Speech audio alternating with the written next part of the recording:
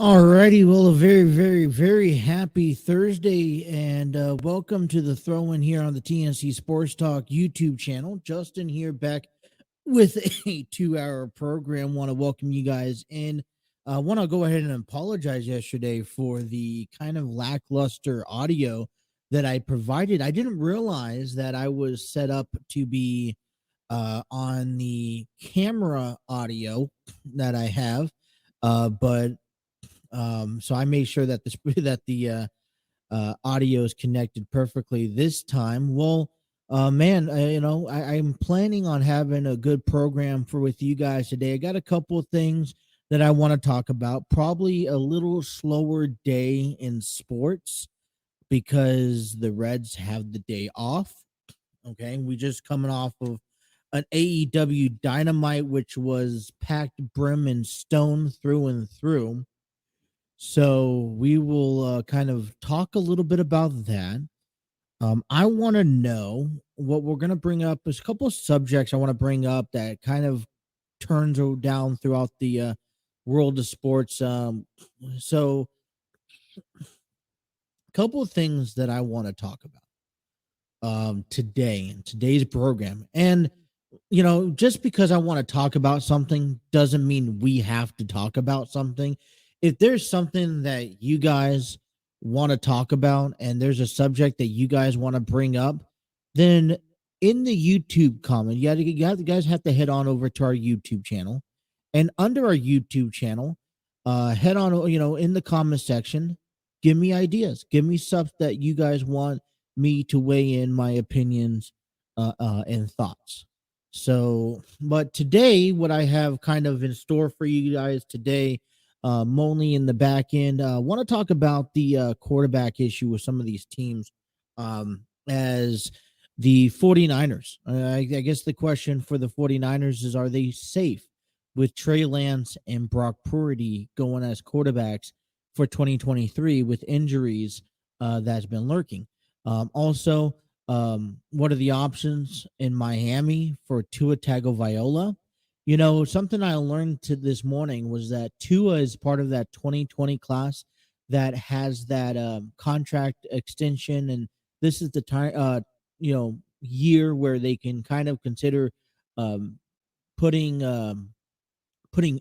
long-term contracts on some of these quarterbacks, and he's along the line of the list of Justin Herbert and Joe Burrow, who we already know that Cincinnati is working out a deal, getting Herbert locked up long and set for the future for the Bengals, and then as well as Jalen Hurst from the Eagles.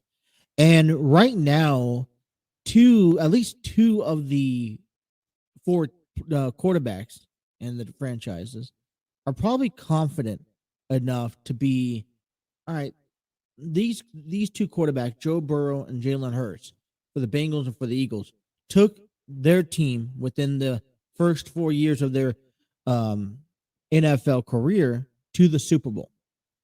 And I think if you could take a team to the Super Bowl, then you should be given at least a few more years after that to determine, all right, are you a serious quarterback? Are you long-term and set, locked in?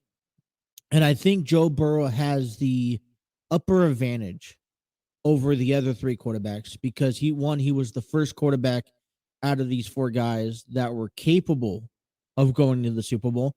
And if you look back on when the Bengals went to the Super Bowl, and I'll tell you this, the Eagles probably had a better chance, had a better roster on paper than the Bengals did. And so if you would have asked me, 2 years ago, when the Bengals went to the Super Bowl and met the Rams. And yeah, although they lost, they met the Rams. And if you would have asked me that year, if I was having to choose the option between Joe Burrow and the Bengals or Jalen Hurts and the Eagles to go to the Super Bowl that year, my odds would have been in favor to the Eagles, at least that year. I thought my biggest concern coming out of that 2 years ago was Joe Burrow being injured and how he was going to come back as a quarterback. And trust me, I think there's a lot that's been said and done since then, with the terrible offensive line. He not only he came back from a major injury, but he thrived under the conditions that he didn't have an offensive line to protect him. And so Joe Burrow has the upper advantage in my books out of these four quarterbacks. And now he says contract year, they can opt down and wait next year, but I think that would look bad on the relationship between Joe Burrow and the Bengals. So I think that you have to kind of get something done by May 1st. When I feel comfortable with Jalen Hurts, because he has been capable of taking the Eagles to the playoffs. Now, that NFC East, beginning of the season, would you have guessed or predicted the Eagles nonetheless making it to the playoffs, going to the Super Bowl? A lot of things went right. And we were about to also overlook Jalen Hurts. I think a lot of people were ready to overlook him. And things could be very different today if Jalen Hurts didn't, take the team as far as he did. Now, given that he's still very, that he is injury prone. I think a lot of players these days are injury prone in the NFL. But, he's had his fair share of injuries. But I think the Eagles are now convinced and bought in to Jalen Hurts being the long-term quarterback. The Chargers, I laugh at the Chargers because, don't get me wrong, no disrespect to Justin Herbert out there in Los Angeles. And I'm going to say this, is that any quarterback who plays for the Chargers in Los Angeles always has this just kind of a level, one-up level, that they have to be on their absolute A game. Because a few things have to happen. One, I think there's a still vast majority of the fans that don't like the Chargers ever since they moved up to LA, for one. Two, there is a standard that Los Angeles has when it comes down to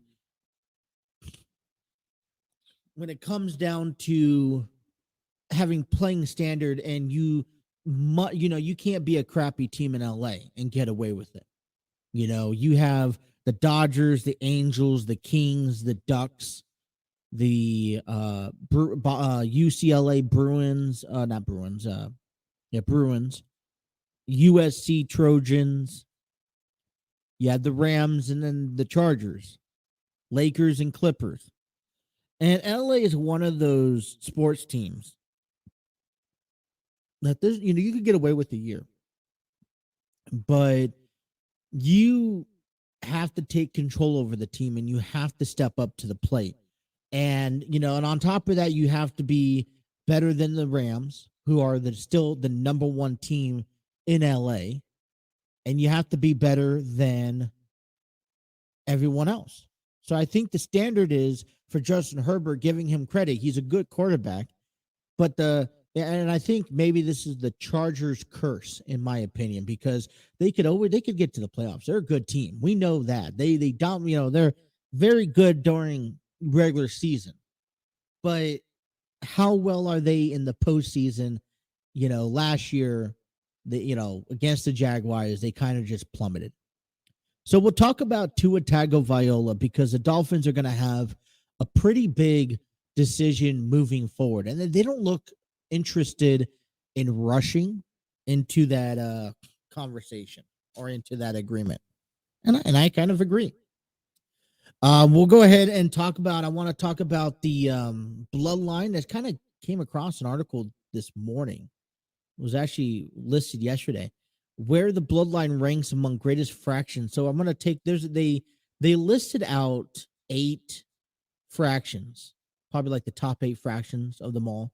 And I kind of want to read them to you guys one by one and let you guys pick where you think that these fractions lie among the best of the best. So we'll talk a little bit about that today. We'll talk about the Lakers has, because they're sustaining injuries already, and it doesn't really look so good. And then, we'll talk a little bit about AEW Dynamite, the go-home show before Revolution this weekend.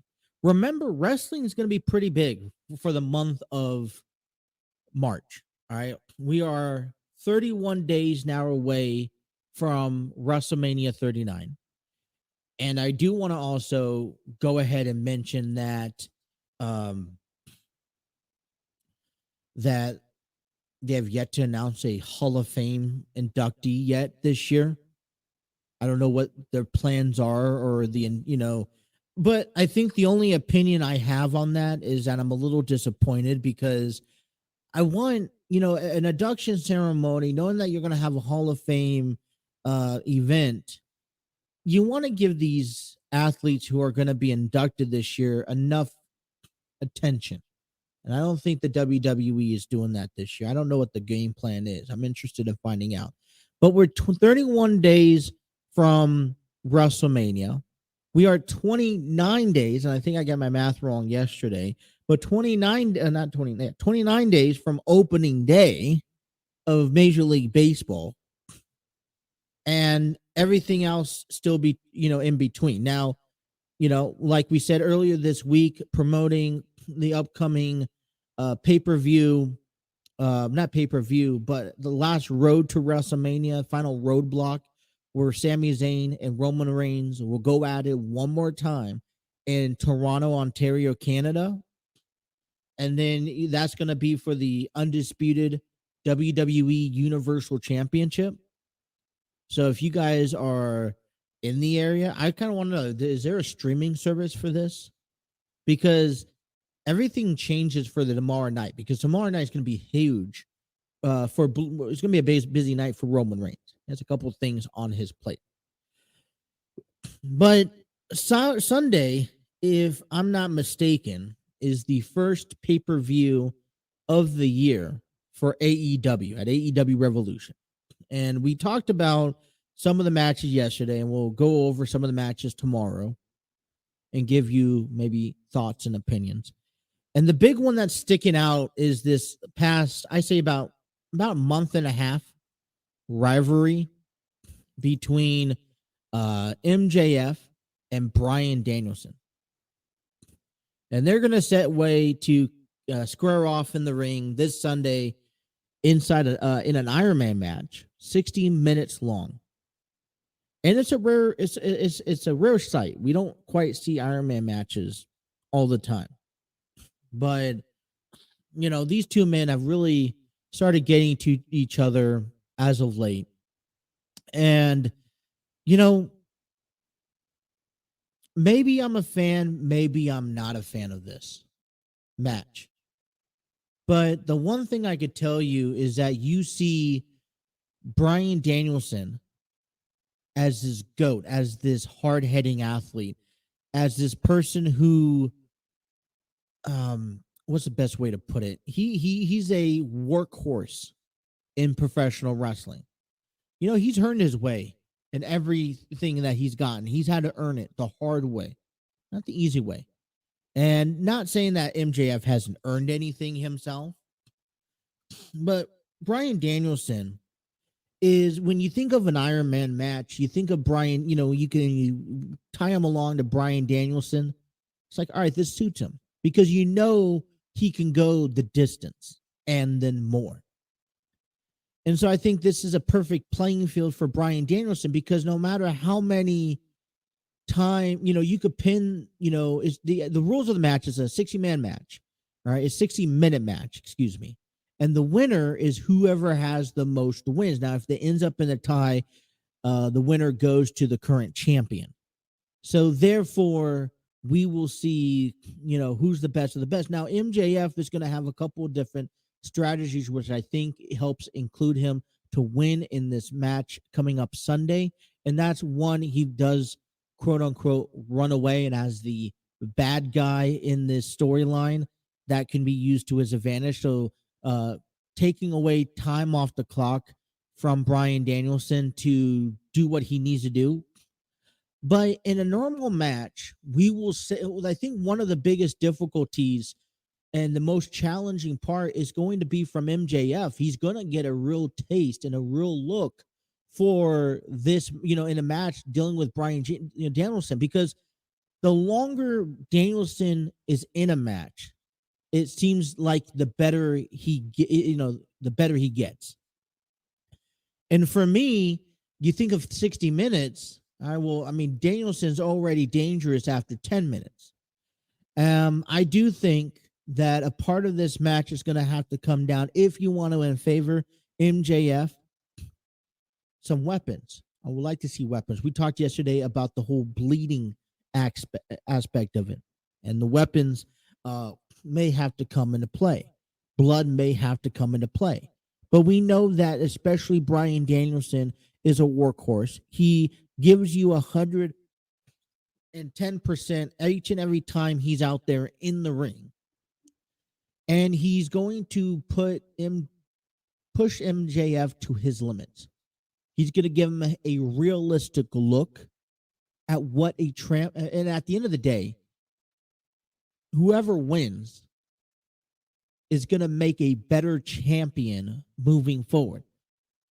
I think especially if MJF could pull off a victory, and I have a good idea that MJF will win, then at the end, when this is all said and done, MJF will be a much better champion. But this is a good challenge for MJF. So, listen, like I said, I want to hear from you guys today. I got Trey already saying hi early this afternoon on this program. It's going to be 2 hours, so we'll be taking you guys up until 2 o'clock this afternoon. Nothing really going on in the world of sports. We'll talk about that in our program today. If you guys are watching us on YouTube, we thank you. Hit that like, share, and subscribe button.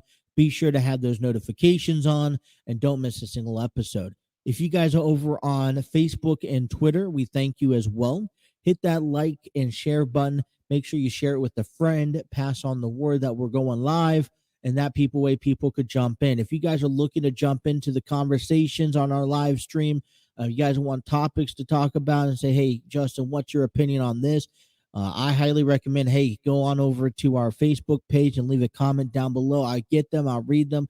I'll even post them at some point.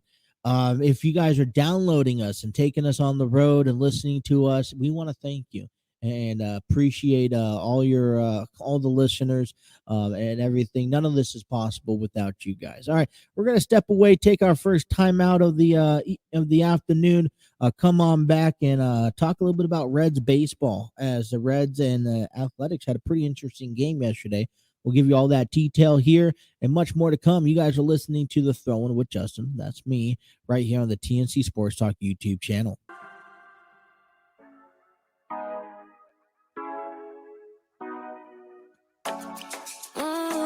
Show me the car where you turn me on, where you tell me you want me down. Done it, I done this before you fall. I won't catch you, don't know I'm sorry. Alrighty, well, welcome back to The Throw-In here on the TNC Sports Talk YouTube channel. Taking guys up for the next 2 hours here on the program, ending at 2 p.m. None of this is possible without the ability from using StreamYard. And so I want to give a big shout out to StreamYard Studio, which makes all of this possible. It is a online, basically online application. that allows you to allows you to make YouTube videos, host virtual business meetings, conduct interviews, and more. And, I've never thought coming on this program or beginning of this channel that I'll do anything with the YouTube channel. I have nothing, no experience. And I'd have no experience how to edit, how to do this and do that, how to go live. And StreamYard really makes it very simple and easy. You don't have, you can send out the link and have guests on your show, up to 10 people, depending on your subscription, have overlays, have banners and all that good stuff. Have a ticker down below. So StreamYard Studios. I highly recommend StreamYard Studios to someone who is looking to create their own podcast, their own video, virtual business meetings, or even whatnot. They have a free version today. You could check them out. Great stuff to use. And I've been using it since day one. Now, I'm not saying that, I'm not willing to learn even more. I am, absolutely. And sorry, excuse me. But StreamYard Studios has been very helpful. They make getting the show, the prep for the show, a lot easier. And it's nice because I'd rather put more work into the information than doing everything for setup. I mean, just a couple clicks of the buttons, I could get things ready and done. Maybe takes about an hour at most to get all this, what you see on the screen, ready to go. So thank you for streaming. It's I woke up this morning and I live in northern Kentucky, and where I live, it's kind of in back there in the woods area. We have kind of like kind of a woodsy trees, because I live in the back of mine complex. There's a woods of trees on the other side. There's houses, but yesterday was really nice outside. And, we normally get nice weather. And the one thing that I'm not a fan of, before moving out here in 2020, I absolutely despised of spiders. Couldn't stand them. Those, they call daddy long legs, right? But I learned a new bug out here. And no, it's not the what is it called? Those flying insects that we got from bombarded a couple years ago with. No, it's a bug that comes out and actually probably beneficial for your house, but man, they're horrible. And it's the house centipedes that just come out. And they're some are small, some are huge. And this morning, the wife was walking out. I was gonna take her to a medical clinic and then take her to work. And she starts screaming at the top of the lungs. And I drop everything. I'm like, "What's going on? What's going on?" And it comes to find out that there's a house centipede on the wall and it's moving. And these guys move pretty fast. And it's like, if you don't get them right away, then they're pretty much gone, and they'll go down into your baseboards. They'll go down up into your vents.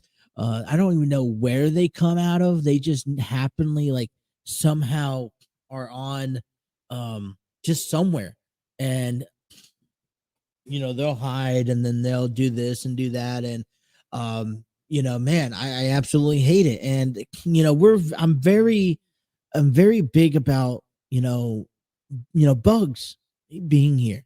I spray several times a year, and I just don't know the proper solution to get rid of these.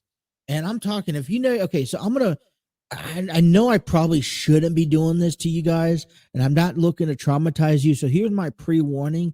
If you guys don't like bugs, you guys don't like those centipedes, then I say stop the show, maybe fast forward, but I'm going to show you a picture for the people who don't know what I'm talking about.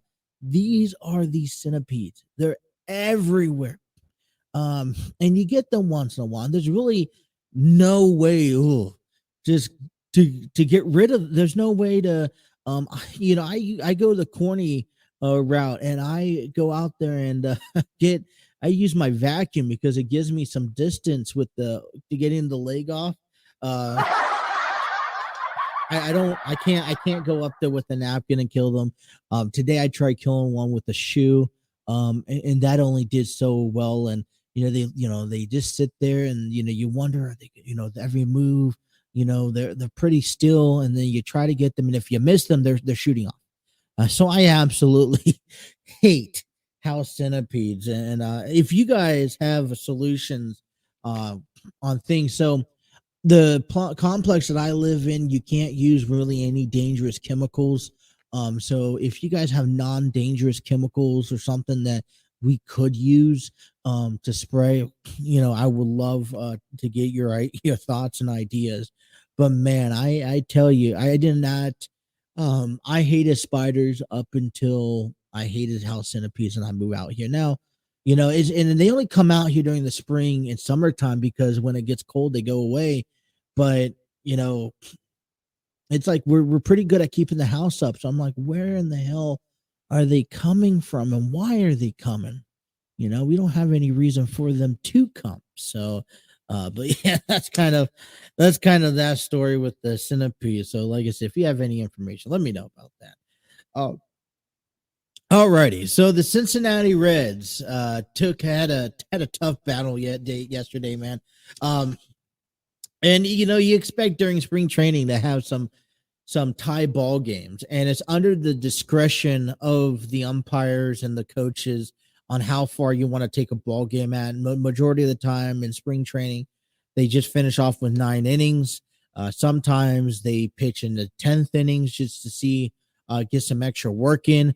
The other day there was some complications with Baltimore and Pittsburgh, I believe back on Monday or Tuesday, no Tuesday, where Pittsburgh won the game 7-4, but they wanted both coaches agree that they wanted to go down to the bottom of the ninth inning to get Pittsburgh's Pittsburgh's pitcher some extra work, and the umpires was like, listen, the ball game's done.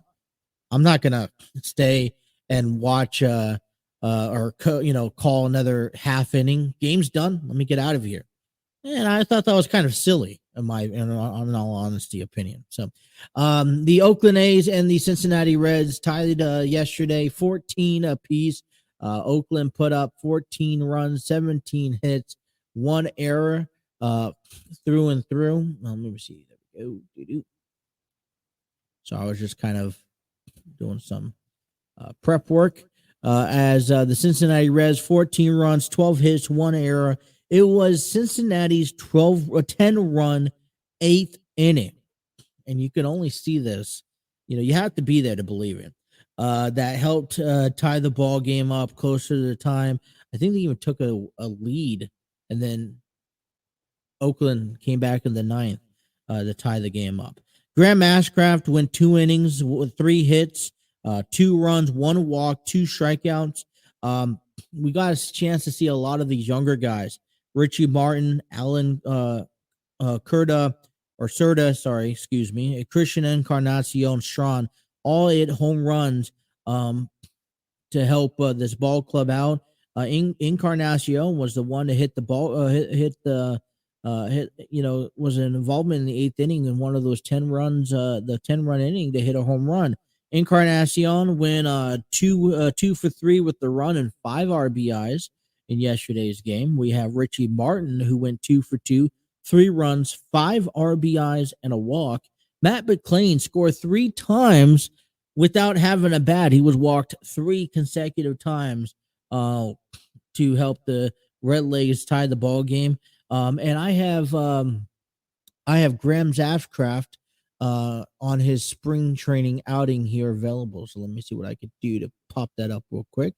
And here's his what he has to say out of his spring outing. Hold on one second. I felt great. It felt like it went well. Two seam. Kirk was like, they were moving. They were great. They just somehow got the barrel to it. it's baseball. It's part of it. So. Do you throw all the pitches you were willing to throw? Yeah, I mean, slider, what we've been working on. I mean, it's come a long way through 10 out of 15 and on over the plate for strikes. So it's hard to complain. I was literally about to say, it looked like you made a point to throw the slider. Yeah, it's something we've been working on, and feel like it's coming along. Still got a little bit to go with it, and just go see what happens with it. And that was the one you wanted to work on in the off season, right? Well, no, we were going to try to go to a split change, Split, that's what. but numbers against lefties just didn't make sense to do that. So we just needed to make sure the slider got better so we can get that punch out on righties. All right. Well, that's what's Graham Ashcraft, and I think it's good to see that. Hey, whatever they're working on is working. It's a time duly process. I mean, I can't emphasize this enough that we expect that we're going to expect a lot out of these core guys and Hunter Green and Graham Ashcraft and Nick Lodolu. And we're going to have to allow margin for error when it comes down to these guys. And they're not going to be perfect in each and every outing. But it's nice to see some positivity lurking through the ball club. Will Myers was scratched, and I'm not going to go take a huge deal into it, but Will Myers was scratched yesterday to some back stiffness.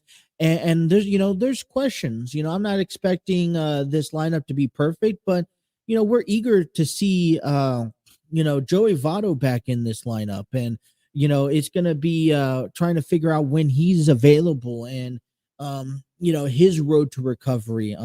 There's questions about Joey Votto not even be ready for opening day, which is going to be such a bummer heading into the beginning of the season, because we really need everyone on their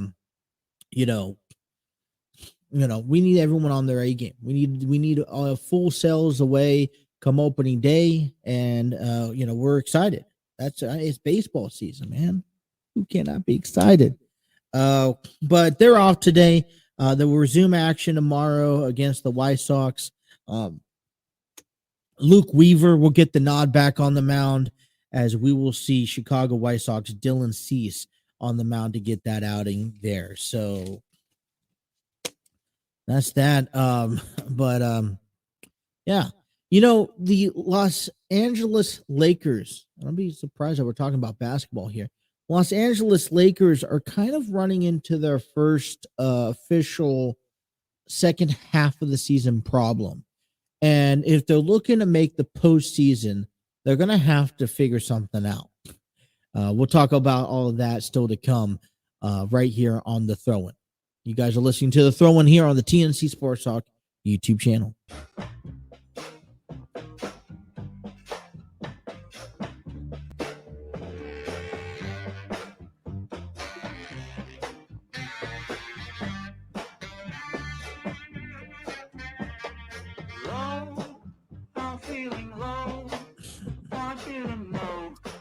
All righty, welcome back here to The Throw-In. I feel like more of a chill day today.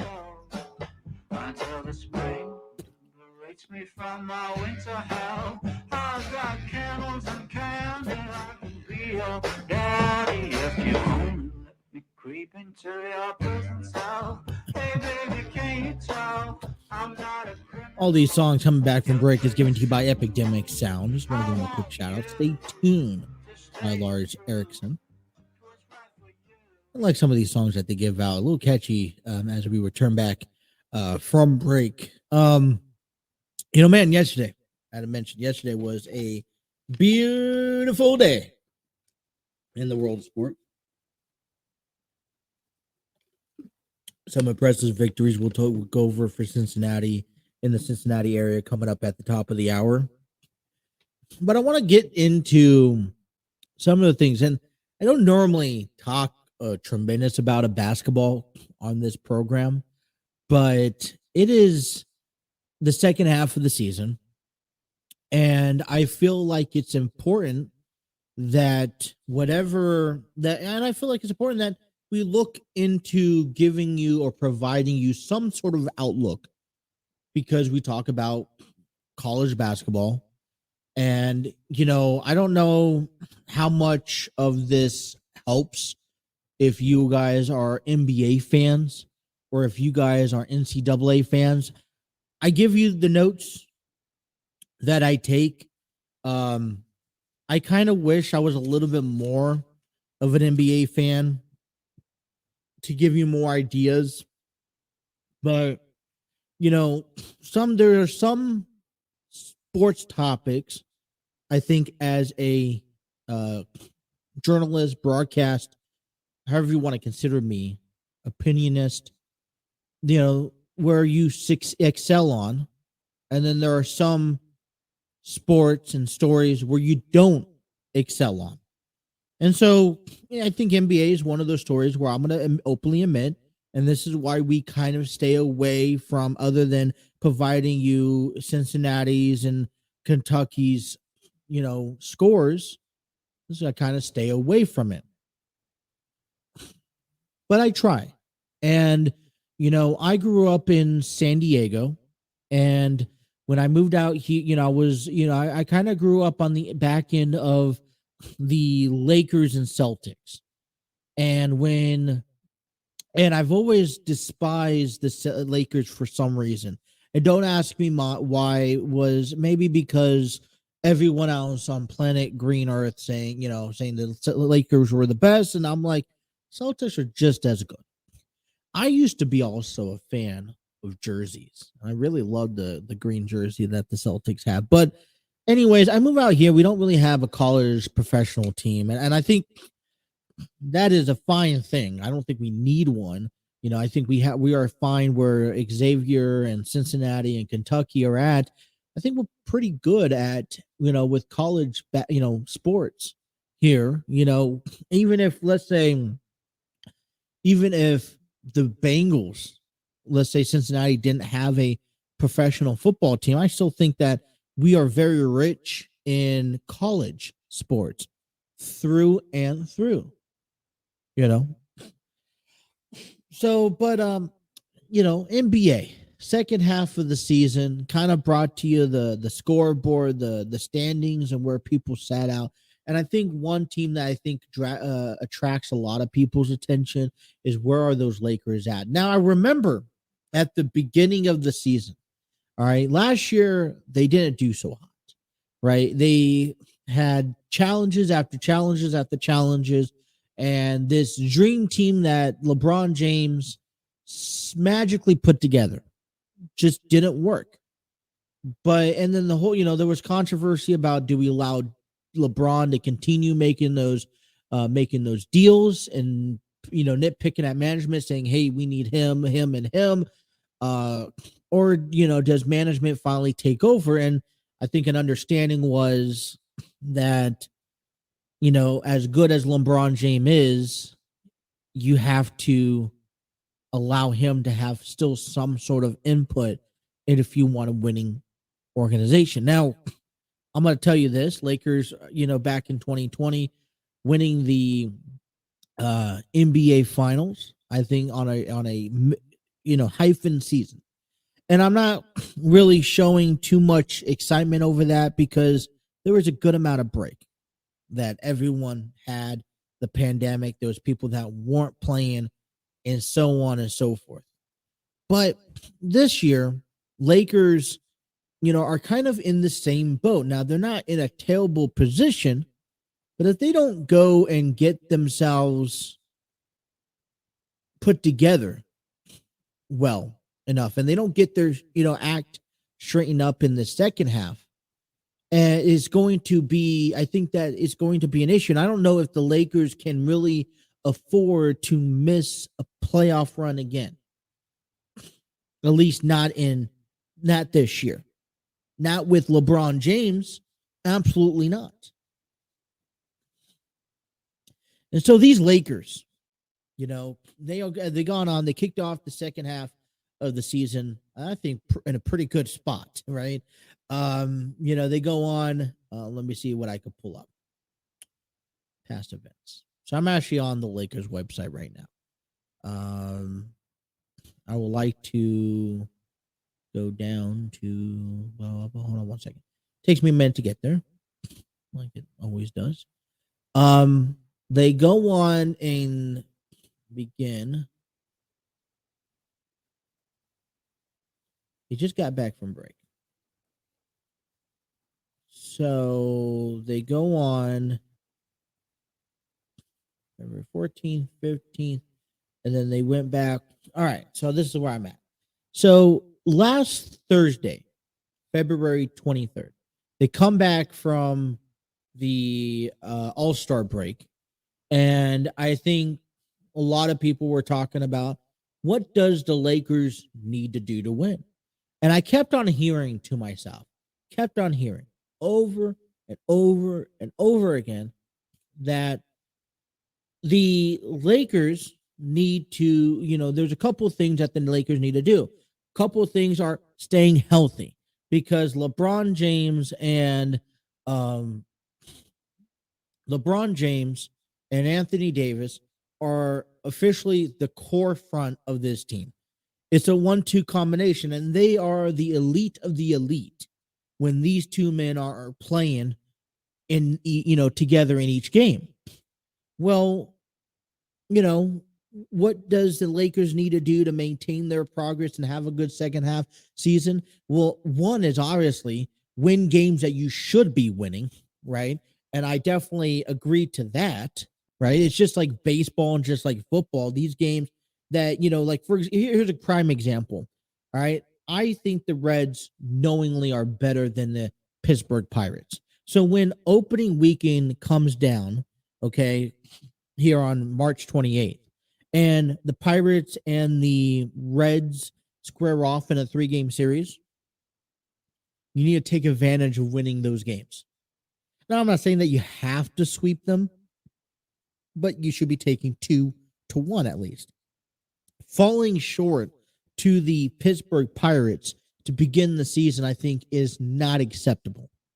We'll go over that here this month as we get ready for the baseball season to begin for the Reds and go over the wins of, how many, should they take the series? Should they lose? Especially what series should be taking? And how many games do you see them taking? I think that's going to be kind of fun going through that. But the Lakers, number one way is to continue playing Laker basketball, go on and continue winning the games that you should go on to win. And what we saw coming back from break, they won against the Golden State Warriors, 124-111. And then we talked about this miraculous Sunday comeback from being down 21 points to coming back to winning, beating the Dallas Mavericks, 108-111, or 111-108. Now, I think it's fair to say that we can't expect a basketball team to finish off. This is not no Golden State Warriors. We can't go expect the Lakers to go finish off undefeated. As much as maybe Lakers fans want to see the team go undefeated, we can't expect them. And I'm not expecting them to win every game. I'm not expecting them to lose every game. It's being able to control the games that you win and control the games that you lose. For example, Golden State is not much better than you. Oklahoma State, that they played back last night, was not much better than you. Picking up those 2 victories was a must, right? I think that's just, as point out Flatten said. The loss on Tuesday against the Memphis Grizzlies, 121-109, I think it's fair enough to say because Memphis right now is sitting on the top of the conference. So that, I understand that you're not going to be able to win each and every game. But it's being able to win the games that you can win heading into, for the remainder of the season. And you look at the remainder of the season, they have Friday game at home again. They have 4 games at home, I believe, regular season. Yep. They have what? They begin a 1, 2, 3, 4, 5-game series at home over the next 2 weeks against Memphis, Golden State, or Minnesota on Friday, Golden State on Sunday, Memphis on Tuesday, next Friday against Toronto, and then on that Sunday, they wrap things up against New York before they go on the road for 2 games. So this is going to be, a very important, home stretch for the Los Angeles Lakers. Now, here's the other thing that I are I guess I'm having, that you need to have in place if you're the Lakers and you want to go on and go to the playoffs. It's not just about, so we talk about having the games that you should be winning those games, and I completely is all for it. And you look at this, and I look at the schedule, and I'm like, Minnesota's going to be a decent challenge. I think you should win that game. Golden State, you should definitely win that game again. I mean, you're back at home. You just saw them about a week ago or 2 weeks ago. Memphis is a struggle if you could come back. Toronto should be a walk in the park, and the New York Knicks should be almost a walk in the park. So out of the 5, I'm saying at least a 3 to, over this next 5-game homestands for the Lakers, 3-2 in the record. I mean, that's kind of what I'm thinking. But how do you go on and win simple games at home?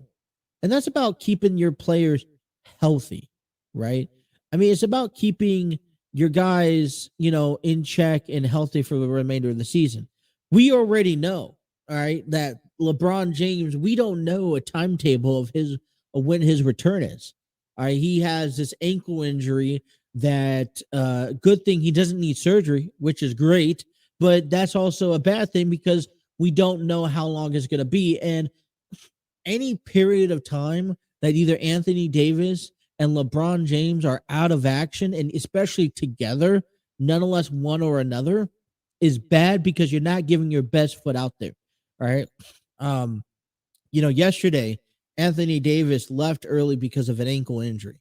All right. And I was told, based off of, I was reading the stats for yesterday's game against Oklahoma City. Dennis Schroeder, the guard, had to come in and really step up to the plate.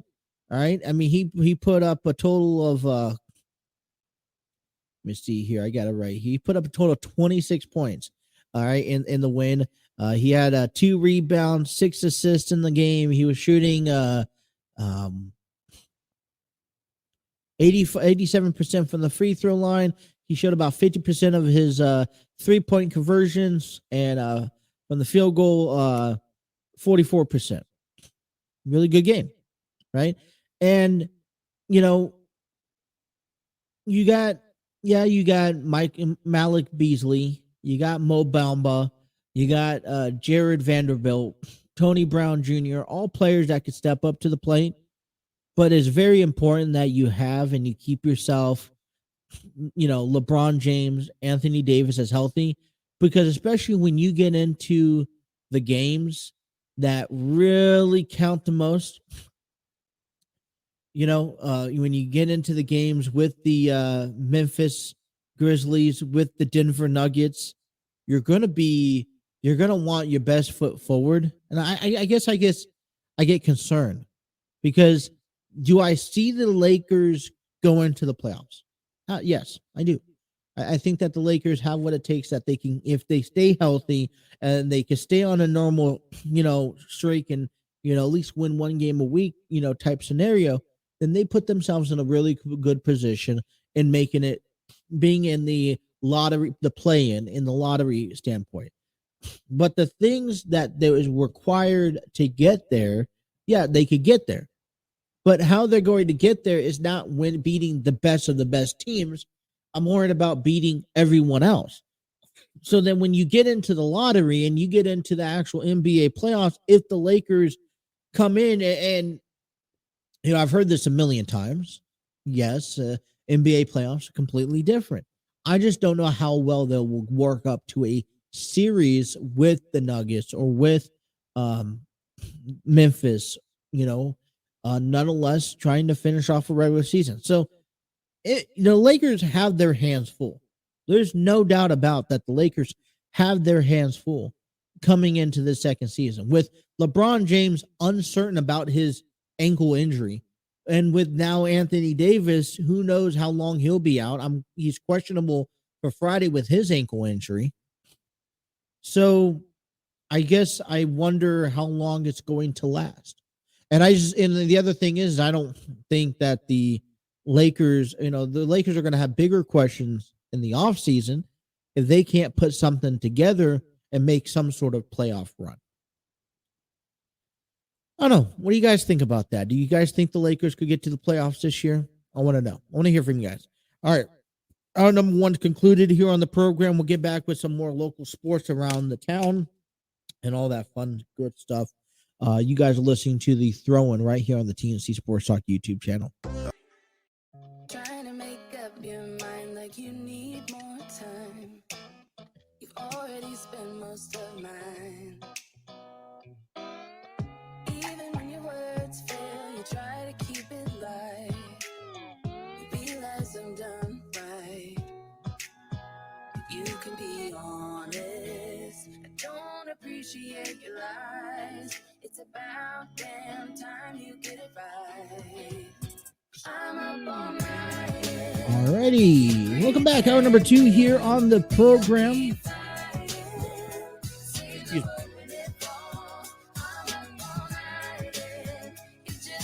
Sorry.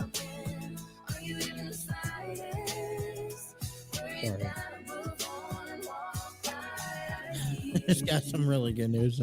I can't share with you guys, unfortunately. Okay. Hour number 2, pretty busy. A lot of stuff to still talk about. But shoot. I talked to you guys. I brought this up earlier this week, and so we are going to be eventually doing interviews with the cast last month that I had a great time with Love's Not Enough. Terry Chappell II put on a play up at the Community Arts Center in Fairfield, Ohio, last month, called Love's Not Enough. It was originally directed and produced. Really great play. And I had a blast with the cast members that he provided. And so the goal is that they're going to be doing it again. They've been asked to do a special performance 1 weekend only, April 7th and 8th. And as times come down, before they, this will be the last time you get to see it in Cincinnati before they try to take this on the road. They're going to be heading out to hopefully a whole bunch of other places. And so I encouraged a lot of people last month to go out, interviews. Now, given the time and knowing that, hey, we're going to do this again, we're going to get Terry back on. We're going to get the cast members back on here, talking to them about, their experience from last time, things that they could change for next time. And overall, just enjoy a conversation with them. And so we will be working on that. I told you guys that I was going to be able to sit down with Terry this week. Some things kind of change. May not happen this week, may have to happen maybe next week. But still look forward to that in the month of March. Like we mentioned, we have the Road to WrestleMania as the final roadblock is on Saturday, where Roman Reigns and Sami Zayn will once again do battle in Toronto, Ontario, Canada. This time is still for the undisputed WWE Universal Championship. And this is the final stepping point because Roman Reigns won't have a single match until WrestleMania 39. Now, once again, we've talked about this, and we'll talk about this more tomorrow. Things could change. Don't let it fool you just because it's not premium live, it's not on television or anything like that. Don't let Saturday night kind of fool you. We've seen weird stuff come out of these type of events. I want to say it was last year with Brock Lesnar having some great matches, some big, matches that can determine the fate of how WrestleMania goes about. And right now, we're still up in the air on just how or where, how everything is going to go down. Speculation with Sami Zayn, possibly being in a tag team match with Kevin Owens. Could we see Sami Zayn and Roman Reigns night one WrestleMania? Could we see Sami Zayn being thrown in to the one-on-one match with Cody Rhodes and Roman, making it a triple threat match? I mean, there are multiple scenarios that we could see ourselves in. And with about 5 weeks away, wrestling, there's only so many more, programs left to tell that story. And I think one thing that sucks is there's not a whole lot building up quite yet. We're still waiting on a whole lot. So, but yeah, Saturday night's going to be a big night. AEW Revolution, we talked about that. Powerhouse Hobbs won that Battle Royal.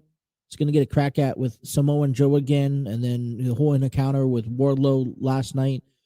My thing is, and I guess this is just my take and perspective, is that I don't really necessarily, I think that AEW and this kind of storyline is taking a few steps back. And I heard this the other day, and I mentioned it on our show about, it was Powerhouse Hobbs, it was Wardlow, it was Samoa Joe, all going at it at once. And then they moved on because then Darby Allin won the TNT Championship. And then just a couple months ago, Samoa Joe recaptured that championship title. Now we see Wardlow back in the picture, and now we're seeing Powerhouse Hobbs back in the picture. And I just, wrestling fans, are you guys liking this? Is this something that suits you? Because I feel like they're not making any progression. I don't know if they don't have an idea what they want to do yet, or if they have another idea and another direction they want to go out that they couldn't go down last time around. But I feel like they've kind of gone right back in a complete circle.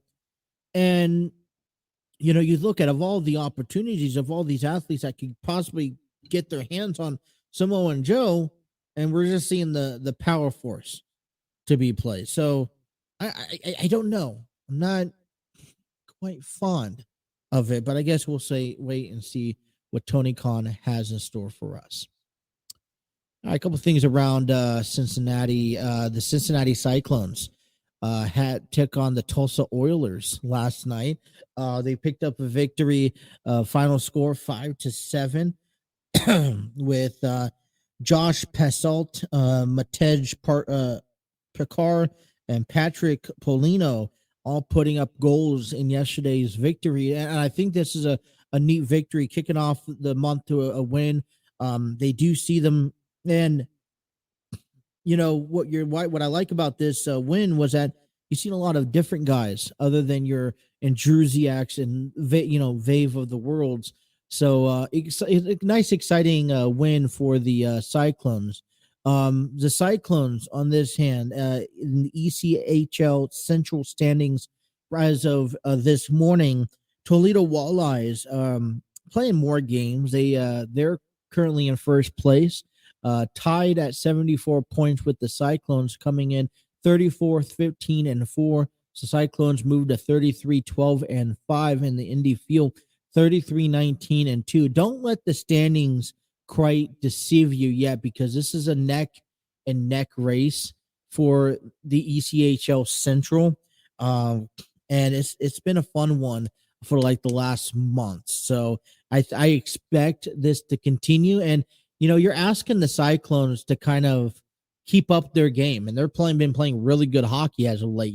February was moved out to February was 10-3, and 10 in the month standings, and you're asking Cincinnati to continue playing that well. I don't know if Cincinnati can. I like to, I want to, as a fan favorite, I want to see them play well, but it's going to be a difficult challenge, and it's going to be whoever outlasts the other person. Their next game is going to be this Friday against the Iowa Heartlanders. Puck drops at 7:30, and it's going to be mascot Pillow Night. I see the if you go on their website, and you can see their promotion. It's kind of like the pig wet pillow, like a little pig throat pillow. So we'll see a little bit of that as well. Moving around, Cincinnati Bearcats had their home opener yesterday against Miami, Ohio.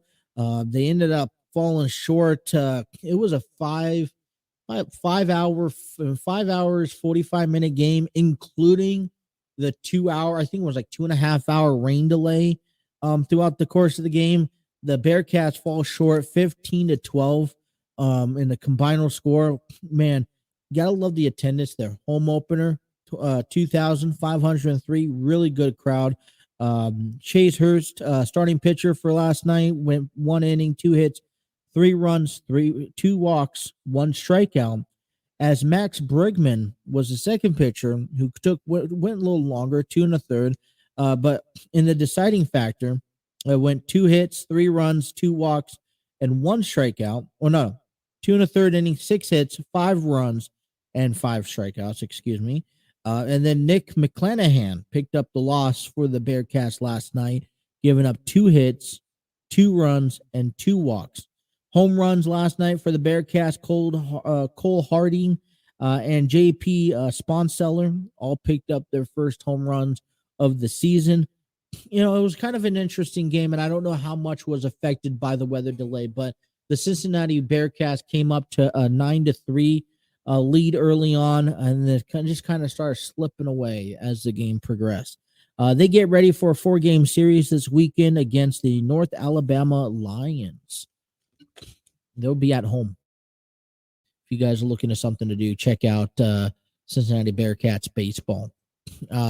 Xavier Musketeers and Providence, ranked number 20, took on ranked number 19 as we keep grinding down to the end of the season, getting you guys ready for March Madness basketball. I don't know what's going on here. Here we go. Hold on 1 second. Type these things and you have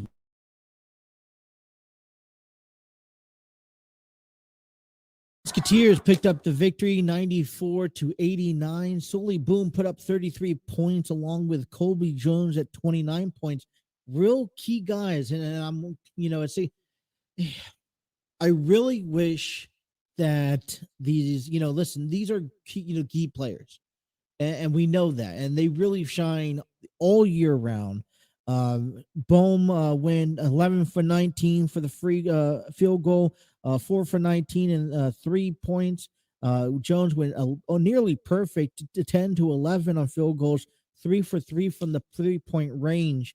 When you see these type of numbers, you're like, oh my goodness. But you also kind of wonder, when heading into the NBA or heading into the March Madness, excuse me, I'm going cuckoo right now. I'm trying to combine my NBA and NCAA.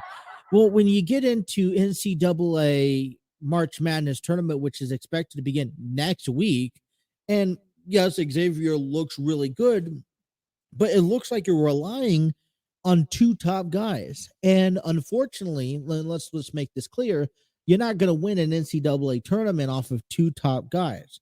Musketeers put up 45-36 in the first point, and then they also kind of started cruising in the second half, 53-49 Providence. And these are simple things, especially heading into this last game on Saturday against the Butler Bulldogs. You need to, I guess, all right, let's treat this game as an essential game, as if we were in the tournament. And because we need to start playing like that, we need to be able to complete games. And, giving up, leading in that, letting the gas off the pedal in the first quarter, the second half, it isn't going to complete you ball games. You ain't going to get away with that with Houston or with Purdue or, like we mentioned with Marquette, later on in the tournament. So, I think really we need to start putting away these ball games, not only early on, but maintaining that lead, hit that cruise control, because putting up, you're up by 9 points and that's great, but not 9 points can easily be turned around in a heartbeat. Kentucky Wildcats fell short to fell short to the Vanderbilt 68-66. Check this out. 20,000 people for Kentucky's final home game of the season last night, moves the Wildcats to 20-10 overall, 11-6 in conference, and tough loss didn't really see a whole lot of great points, great stuff out of them. Maybe, and I don't know the direction. I've seen Boise State beat San Diego State last minute, out of a comeback in the last 2 minutes of the game. The team was shooting 32% from the free goal range and 15% from the 3-point range. And let me tell you this, and just like Xavier getting you guys ready for March Madness, this is not a time for people to start slacking. This is the last game or two where people really need to start stepping up to the plate and saying, all right, here we are. Let's get something done and let's get ready, build momentum heading into the tournament. Kentucky is going to finish off their season on the road against the Arkansas Razorbacks this Saturday at 2 p.m. So we'll see how they finish off the season. And, coming up by next Monday, we'll have the bracket ready for you and everything that you guys need to know about March Madness. And it's going to be a madness, just like this month of March, and not just in basketball, but baseball, wrestling, getting guys ready for wrestling. The Bloodline. As we mentioned, I think it's been a heavy week of the Bloodline. It's been the top team, top fraction of the WWE. But the Bloodline isn't the only fraction in history that has signified action for greatness.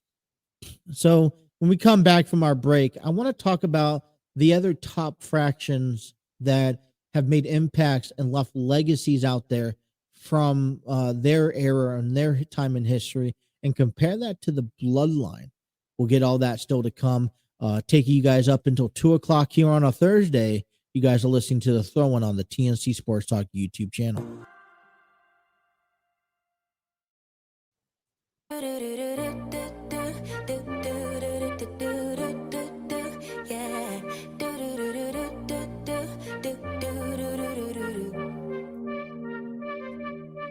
One step forward, 2 steps backwards, yeah.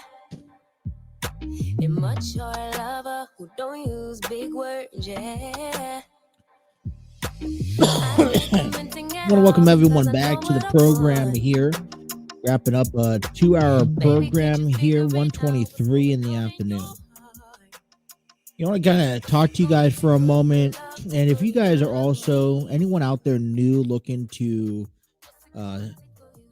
upload, to learn a little bit more information about uploading great podcasts, and you guys have multiple podcasts that you guys want to start uploading, maybe be able to monetize and see the breakdown, statistics and analytics to all that good stuff, I want to introduce you guys to Spreaker from iHeartRadio. Now, I want to give a shout out to Armchair Booking Wrestling Podcast, because it was these guys who introduced me to Spreaker, saying, hey, you get credit for the product that you're putting out there. And, they have a large distribution of your podcast. So you're able to be on places like Apple Podcasts, Google Podcasts, iHeartRadio, Spotify, and much more, literally much more. And, you'll get details about the information. You're going to have multiple podcasts opening up. So I recommend checking out Spreaker.com for more information on that.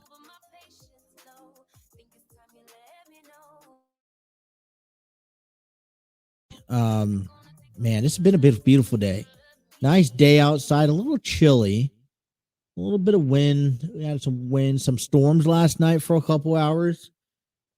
I was cooking, just got home, had a conversation with the wife last night, and then we had the windows open, and some nice thunderstorms went by, quick and brief, but thunderstorms, light storms, some mini hails coming down. Man, I wasn't expecting that. And then like my insistent thing. So, the wife has some issues, not some issues, but she gets temperate and scared throughout these conditions. So, it kind of hit hard over here where we're at. So, it's like, all right, what do we do? Jumping down to the ground and kind of taking cover. And all right, are we going to lose electricity and, stuff like that? I was kind of more worried about the car. I want the car. I don't, like the way I was hearing the lightning and the hail coming down, and I was hearing it on the tin roof, and it was pretty loud. It sounded pretty big chunks. But I was worried about. Let me go check out to the car. I was like, can we go outside and watch it? And she was like, no. So I'm gonna sit here. So, but hopefully everyone was safe. But only kind of a storm and I wasn't even expecting that to hit. Everything was kind of coming down south. So, nice little rain that came through. All right, the Bloodline. All right, I think the month of March, leading up to WrestleMania, is gonna be a big, what do you want to call it? Month for the Bloodline. We talk about this Friday night where, Roman Reigns has his hands full. He has to still deal with Sami Zayn, who he thought was put behind him from Elimination Chamber. Well, guess what? Sami Zayn, you have to face him one more time this Saturday in Toronto at the final roadblock to WrestleMania. So on Friday, you're going to definitely have to deal with Roman Reigns. On Friday, Roman Reigns are not only going to have to deal with Sami Zayn, but the Roman Reigns is going to have to deal with the turmoil that's been progressing with the Bloodline. Jimmy has been trying to get Jay back onto the Bloodline side, and he seems to still be somewhere in the crossroads of the middle. And I think that both Jimmy and both Sammy have valid points of what Jay should do. But realistically, I don't see the Usos or the brothers really separating. Now, I saw this on social media throughout this week. They're talking about, is it time to see Jimmy versus Jay? And, I don't know. So he's going to have to deal with that. And then also on top of that, he has to get ready for WrestleMania, because if Roman Reigns can successfully obtain his unified WWE Universal Championship, in 4 weeks, he's going to have to defend it on night 2 at WrestleMania. And so Roman Reigns and the Blood has his hands full on SmackDown. But there's no doubt about it that the Bloodline is probably one of the best entertaining fractions, maybe with the help of Sami Zayn, in the 2020s. Right? And so the thing is that, are they the greatest fraction of all time? Because there has been other fractions out there that has had to deal with the wrestling world and the fan base much difficult. So I want to kind of give you some of the other fractions. I want to talk about them. And this was an article given by Eric Beeston on the Bleacher Report. It was published yesterday. And he kind of goes in, so I'm going to be talking about it. And what I'm saying is, I'm not going to rank them. I'm just going to talk about them. And I'm going to allow you guys to decide where the Bloodline fits among the greatest. Now, the first thing that comes to my mind is that, the Attitude Era was also a lingering era. You think about D-Generation X and Evolution, and there was things that you could have said then that you most definitely can't say now. There are things that you could do back in the 80s that you can't do now.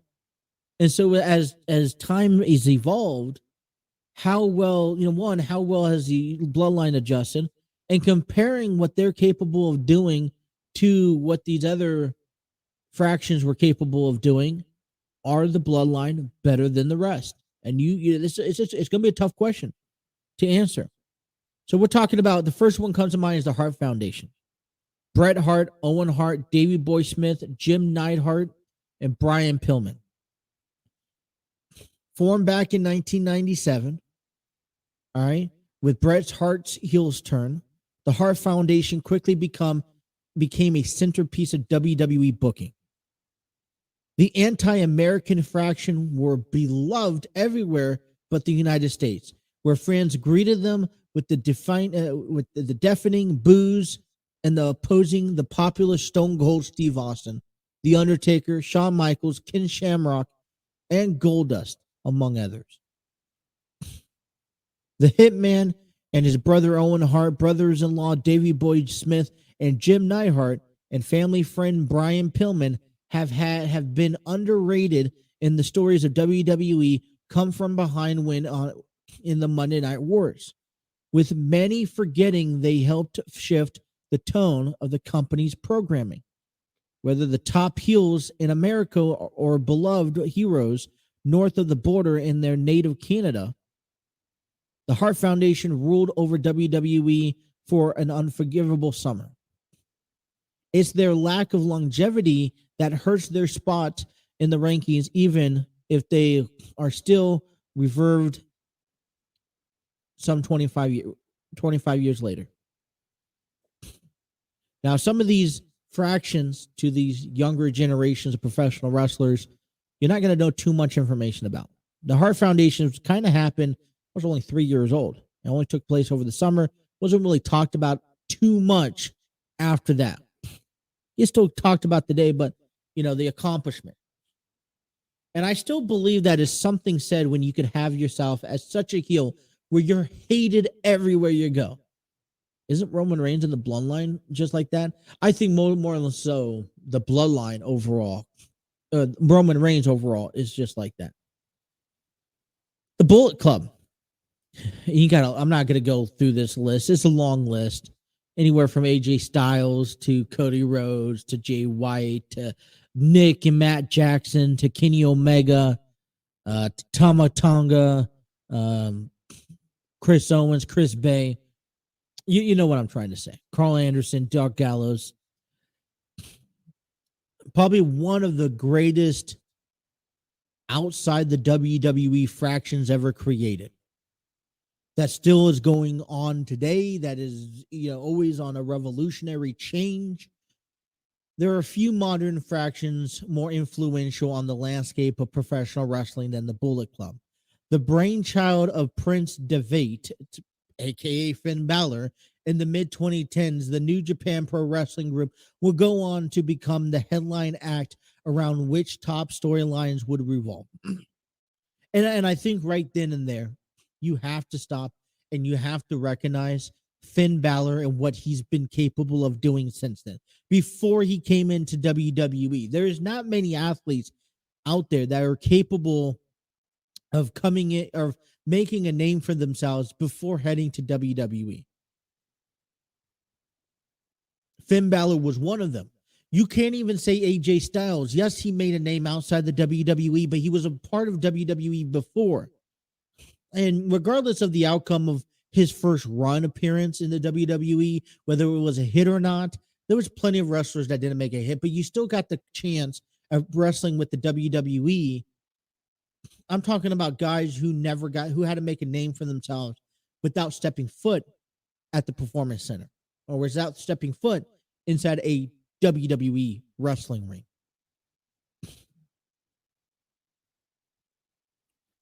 Unfortunately, the group struggled to maintain the momentum when Omega, the Bucks, Page, and Rhodes left to create All Elite Wrestling. And despite the wealth of talent, it hasn't been able to reach its heights prior to 2019.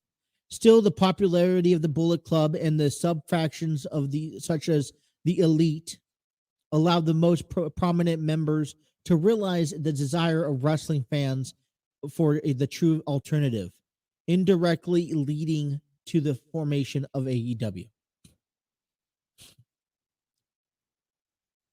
D-Generation X, Triple H, Shawn Michaels, Rick Rude, Chyna, X-Pac, Road Dogg, Billy Gunn.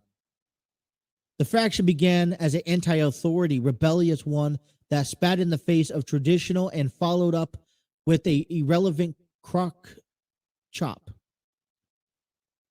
It raised hell, mocked the likes of Bret Hart, The Undertaker, before Michaels lost to Steve Austin at WrestleMania threatening its existence. However, Triple H picked up the ball, dropped it on his teammates, and ran with it, recruiting X-Pac and New Age Outlaws to fill out the group alongside with him with China. What resulted was one of the most popular factions of all times and a staple of the Attitude Era. Definitely not wrong. The reboot in 2006 was a watered-down mess that relied on dad jokes as Triple H and Michaels attempted to revive the past while making life nightmares for Vince McMahon. But fans brought it and the merchandise, so it was success. You know, D-Generation X was capable of lasting in two different parts. You had the Monday Night Wars, and then you had the Attitude Era. You had the Attitude Era and the Ruthless Aggression Era. And I think you needed a little bit of D-Generation X, and and something that's definitely will not fly this time around in this era. You know, DX was more about laid back, having fun, but they still dominated. They took care of business. If there was a flaw, it was in how far they removed from their original ideals the group became over the years. The edginess wore off and the controversy was extinguished, and what remained was a spectacular of the old group rather than the return of the form. And I think that's something that had to be accepted over time. The Shield, technically the Shield are a trio, but there are a few groups in the last 20 years that have made the impact and continue to have a presence like they have. Roman Reigns, Seth Rollins, and Dean Ambrose. You know, they came into the scene in 2012 and immediately provided WWE television with such indeed injection of its youth. This was the new look of the WWE. In with the new, out with the old. They were dominated. They dominated everything, capturing titles, taking out major names like John Cena, Big Show, Randy Orton, Sheamus, Ryback. And then you had the snap of Rollins to go on to win their own ways. Just think about that for a moment. Roman Reigns, a part of the Shield 10 years ago, 11 years ago. Evolution, Triple H, Ric Flair, Randy Orton, Batista, the foundation built by the Four Horsemen. Okay, more of them shortly. Came Evolution, which was attempt by Triple H to recreate something he loved about the 80s Jim Crockett promotions placed in modern wrestling settings in 2003. The result of the fraction that highlighted both him and Ric Flair while helping to develop this two stars of the future, Randy Orton and Batista, and that they sure did. Okay. It was a rough start, thanks to a large part of ultimately injuries to the Legend Killer and the Animal, of course. But they eventually got on track, and they dominated. When Randy Orton captured the same World Heavyweight Championship, Triple H coveted through the fraction saw its first fracture. The third generation star was booted, and in the wake of the betrayal, Batista became to notice that all was not as it seemed within the group, as Triple H made moves that directly benefited himself instead of anyone else. Number 3, New World Order. And this was a long start here, but you had the members of Scott Hall, Kevin Nash, Hollywood Hulk Hogan. All right, this was to emphasize you had D-Generation X in WWE, and then you go on to have this New World Order of a group of guys that knew that they could get away with anything and everything under the supervision of Eric Bischoff. Unfortunately, this kind of got too big for the bridges. A lot of people came in. They started taking charge of what they wanted done, and ended up hurting Coming in at number 2 is the Bloodline, Roman Reigns, Jimmy Uso, Jey Uso, and Solo Sikoa. Now, they mentioned Paul Heyman, but you know what? This has been a development over the past 2 years. And in order to create the Bloodline, Roman Reigns had to do something that I don't think any other fractions had to do to create the fraction that was so successful in the Bloodline. And that was he had to take out his own family members and Jay and Jimmy in order to get them to acknowledge him and walk on the same line that he did. Now, I would arguably say that this is probably one of the greatest fractions in the 2020s than we would ever see. And, making history today where wrestling is still it's not such a demand, but you have to live up to this expectation. You are also living off of a second and third generation families that come into one. This isn't, Noki's coming into, this isn't the Samoan dynasty coming into one and all achieving everything else, fighting with each other. This is, they are stepping up and accomplishing the things that they need to accomplish, saying that we are the dynasty. And this is the dynasty. And last but not least, before we hit the break, is the Four Horsemen. Initial members of Ric Flair, Ole Anderson, Arn Anderson, Tully Blanchard, Lex Luger. Okay, Four Horsemen may not have been the first wrestling fraction, but they were the inspiration for all the other ones to come after. The result of a one-off line by Arn Anderson in a promo during which he referred to himself, Old Blanchard and Ric Flair, the Four Horsemen of the Apocalypse. A group grew into a dominant entity at the top of the Jim Crockett Promotions. They were the heel foil to popular baby faces such as Dusty Rhodes, Ricky Steamboat, Nikita Koloff, and the Road Warriors, Barry Windham and Sting. Flair's bravado, Blanchard's arrogance, and the Andersons' gleeful ability to beat people up helped establish the group as one of the most over wrestling history. Over the years, stars will be cycled in and out as needed demanded. With the aforementioned, Windham being a great addition, but the core of the Flair and Arn remained consistent. The influence of the Four Horsemen can be seen in every major fracture that has followed, including several on the list.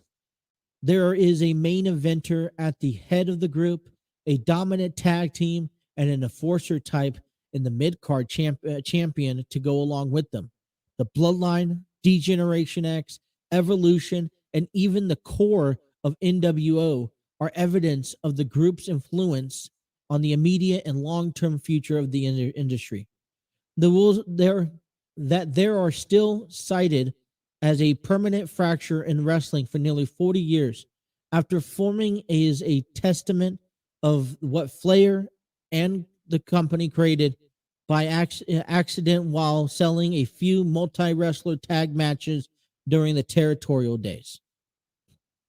What do you guys think of this list? Four Horsemen still at number one. Bloodline still at number two.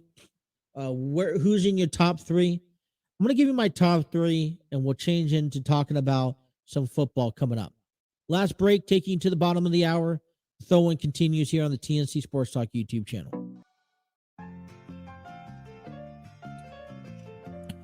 Alrighty, 147 here. Want to give a big shout out to Epidemic Sound. Discover your world-class artists, composers, and bands. Find the perfect soundtrack and give your social media accounts.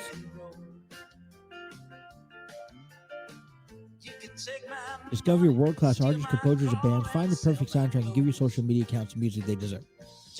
There you go.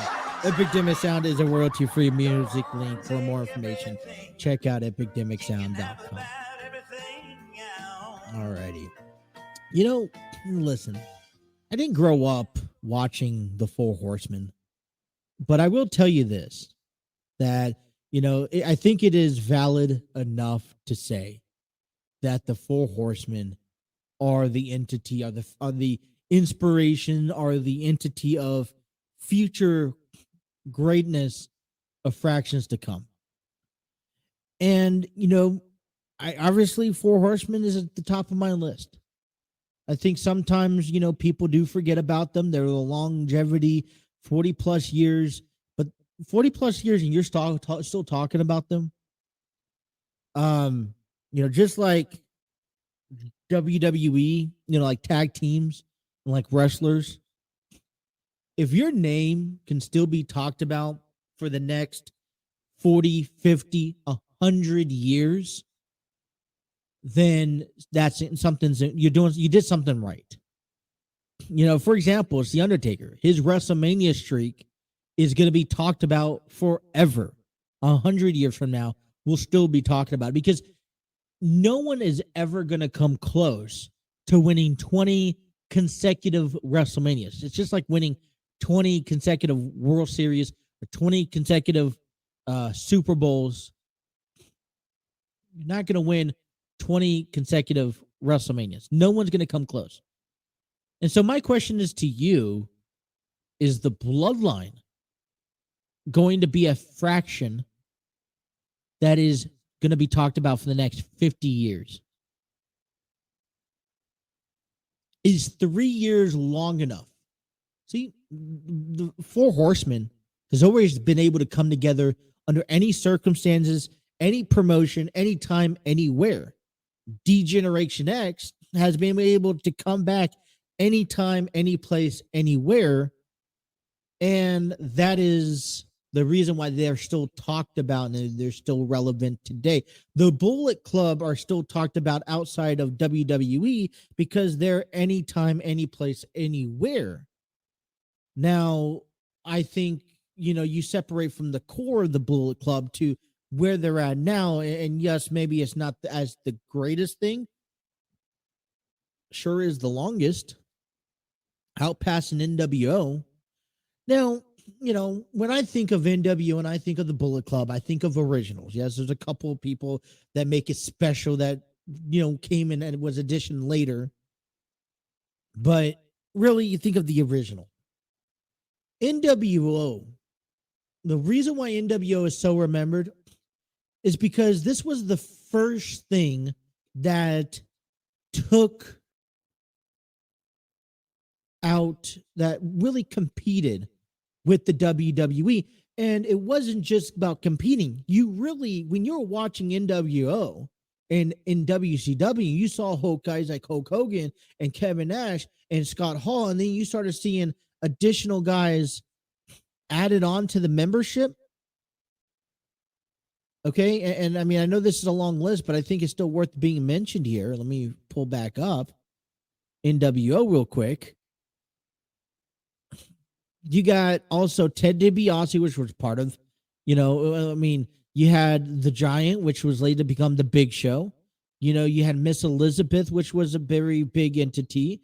Buff Bagwell, Randy Savage, Conan, Kurt Hennig, Rick Rude, Dusty Rhodes was a part of NWO. Brian Adams, Scott Steiner, Lex Luger, Sting, Stevie Ray, David Flair, Bret the Hitman Hart, Jeff Jarrett, Booker T, Shawn Michaels.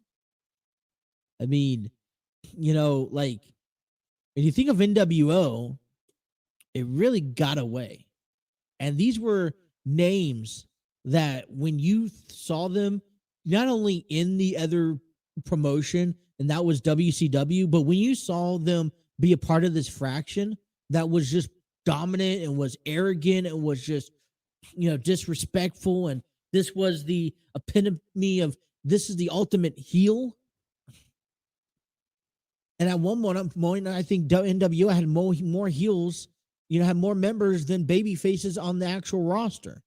And when you had that, there was I was getting an Amber Alert.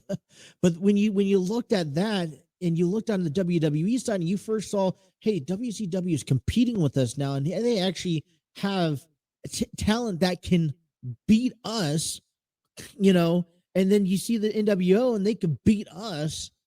And I'm like, yeah, that's the reason why they're in the first scare. The Four Horsemen is on the top of my list. And then it comes down, to be honest, the new NWO as number 2. I would put Evolution as number 1. No, you know what? As number 3. No, what? As number 4. Excuse me. And I'll put Bloodline at number 3. And then I put DX at number 5. And then, what's the other ones that came across afterwards? You had the Shield at number 6, and the number 7 will be the Heart Foundation. The Heart Foundation, it was just too small of a run, and that was because how hated they were, or they were capable of being, in 1997 in the United States, and most of their time was in the United States, in the territory area. The Shield, yes, this was kind of the beginning of bringing up these new talent guys, like, a look at Big E and a look at Xavier Woods. The Shield, Jinder Mahal comes back into the picture. You had Baron Corbin, who came up, Alexis Bliss, Carmella of the time, Corey Graves. So this was that generation of guys coming up. And this was when you really said, all right, if NXT was going to work, these guys, these first group of guys that are coming up from NXT, right, had to be successful. And I think we've really seen a change in WWE in that way. But the Shield, although their dominance, they kind of, mellowed out, and they came through. I mean, there wasn't nothing new that the core, you remember the core, that fraction with Wade Barrett, the new Nexus, they did the same exact thing. So it wasn't like they did anything new and exciting. No, it was just 3 men that was given a chance to make a name for themselves. They took it. And over the 10 years, look where they're at now. Like, they really have come a very long way. But the Judgment Day, I don't know. They're still on their work. I don't think we're seeing the last of them anytime soon, and I hope we don't. But but not the Judgment Day, and the Bloodline, both of them. But I want to see the Bloodline a lot longer, and on top of that, I want to see the Bloodline. I don't know if they're a name. We'll talk about them in the next in 10 years. We'll talk about them probably in 20 years, but we'll still be talking about the Four Horsemen. We'll still be talking about DX. We'll still be talking about the Evolution. This is going to be, the Bloodline is going to, I think, has to continue if you want them to be the long set in stone reign. And not only that, but one thing I will tell you, especially if down the road we do see The Rock somehow get involved with the Bloodline, if that happens after it's all said and done, and if they can continue working down the right way, then we will see.